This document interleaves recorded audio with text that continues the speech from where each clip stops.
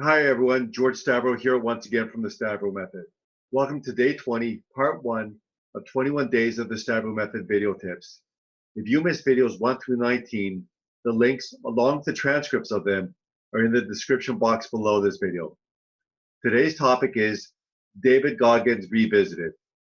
In day 19, I mentioned the 3 individuals that had a huge impact on me in 2018 and how I'll use what I learned from them to make 2019 my best year to date.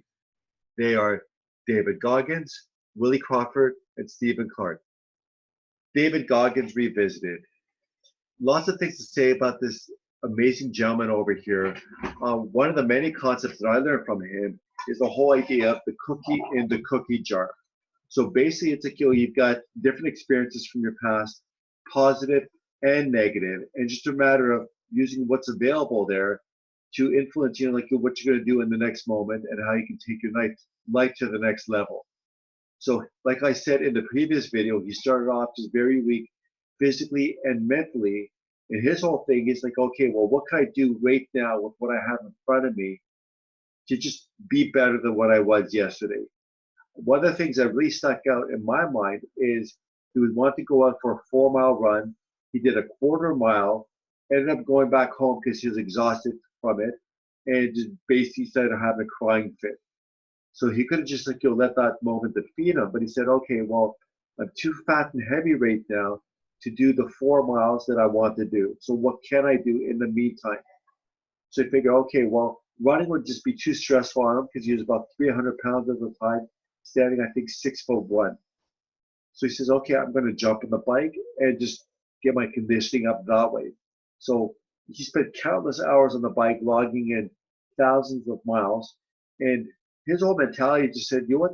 I'm going to do what I can with what's in front of me at this very moment. So he realized, by putting that extra time in on the bike, he could lose a lot of weight in a relatively short time, get his conditioning up there. And then at that point, he can go and just revisit the whole running side of things. So it's like, after a period of time, he says, okay, let's just work on 1 mile for the day.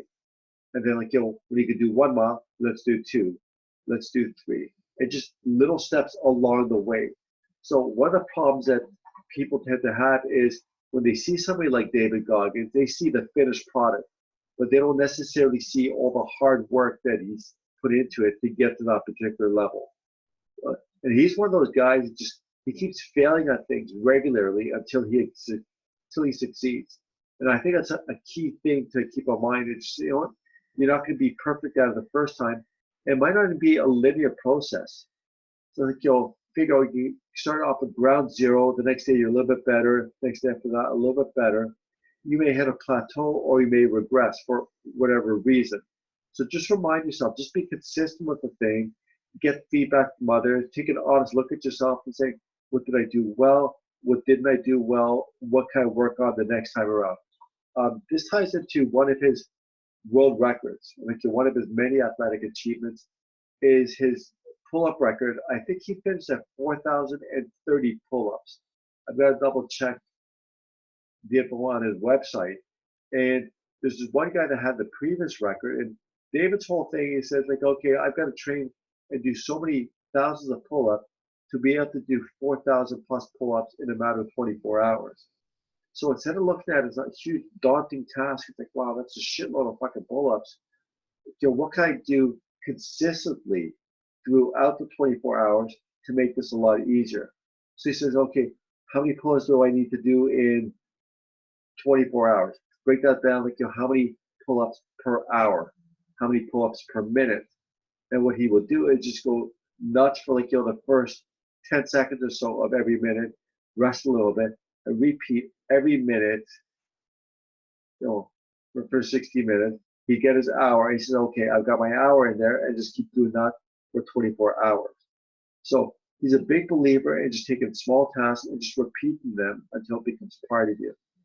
Other things that he's done there, I find just very inspiring, is he's a big believer in not just building, say, on your strengths. Building on your strengths is certainly beneficial. He says, what am I really weak at? And what am I avoiding that I need to look at? So when going for the Navy SEALs training, one of the things that he shared with his many videos on YouTube is, for the most part, just there aren't too many blacks in the Navy SEALs. I think you're saying at the time, it's like only 36 blacks did become Navy SEALs. And part of it is just, the challenge with blacks in general not being as strong in the water. At least that's what he shared with us. And I'm not saying this is a racist thing. It just, what, some cultures do better with certain things than others. So with the officer that he was speaking to, he just said, okay, you know what, you're fat and you're black. That's not a good combination to become a good Navy SEAL. And David's whole thing is like, well, what if I can do this? What if I can be the next one in line? So it's like, I could be an example for others. So David just, very fearful of the water in general. And he says, okay, I'm not going to let this define the rest of my life. So it got to the point where he'd actually be living in the pool. He said, well, what can I do in the pool so I'm not scared of things anymore? And part of the training that they do is, in a sense, they almost try to drown you, just to see what kind of shit you can put up with in a very stressful situation. I mean, David actually created, his Goggins character. So the David Goggins guy is the very weak, physically and mentally weak guy that, grew up and just being abused and this and that. But Goggins is basically the opposite of that. He says like, okay, well, what am I scared of? Why am I scared of it? What do I need to do? So he says, okay, scared of the water? Jump in the fucking water and just live there. Didn't like jumping out of airplanes? That's part of his training, jumping out of airplanes. So whatever it was, he's like, I don't fucking like this shit. I got to do something about it. So not only is he an incredible endurance athlete, but it just, he takes his game to the next level in so many different areas out there. His physical accomplishment, as far as his pull-up record, that's a huge thing to look at. Going through things when he had double pneumonia and serious stress fractures in his legs and that type of stuff. So very inspiring guy. And he even says that he's not the smartest guy out there. He's not the most physically gifted, but he developed an incredible work ethic to help him get through a lot of the challenges to make him what he is today.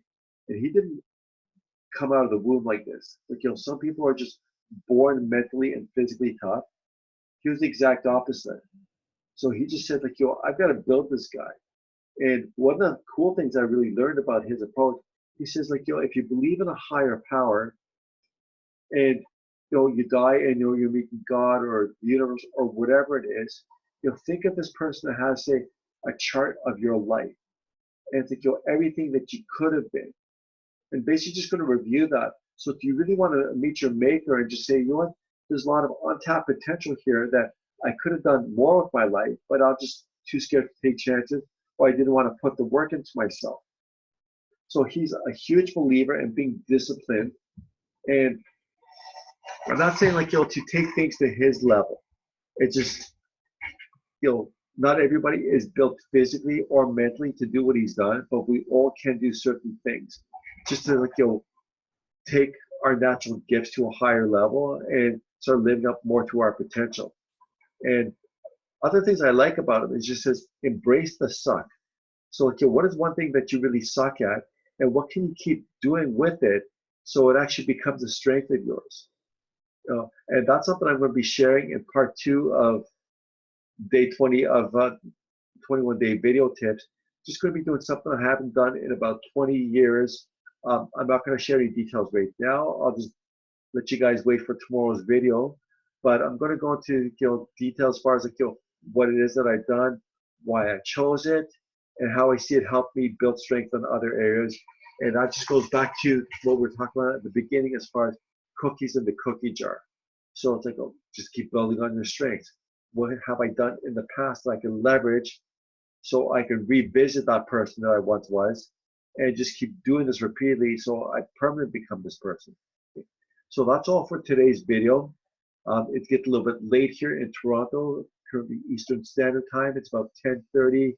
New Year's just right around the corner as I'm videoing this. So I'm going to call an end to it right now.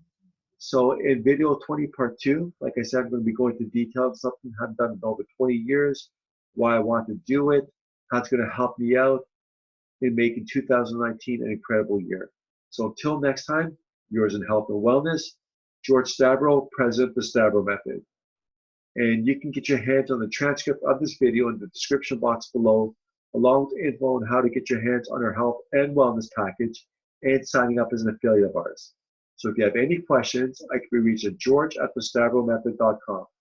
Thanks again for your time and looking forward to seeing you at the next video.